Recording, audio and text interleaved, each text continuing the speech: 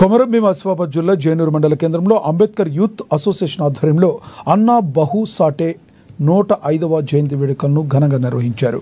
ముందుగా అన్నా బాబు విగ్రహానికి పూలమాలలు వేసి నివాళులు అర్పించారు. ఈ సందర్భంగా నిర్వహించిన ఖవాలీ పాటల కార్యక్రమం ఆకట్టుకుంది. అనంతరం సామూహిక భోజనాలు చేశారు.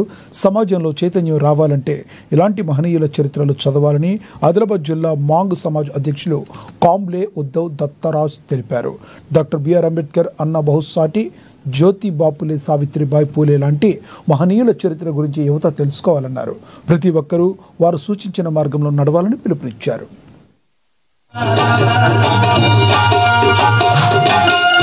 विरोध करतो हे बंड करण्याचा साहित्य अशा पद्धतीची शिकवण साहित्य सम्राट अण्णाभाऊ साठे यांच्या साहित्यातून आपल्याला मिळत असते आणि म्हणून अण्णाभाऊचं साहित्य यासाठी जगप्रसिद्ध झालेलं आहे.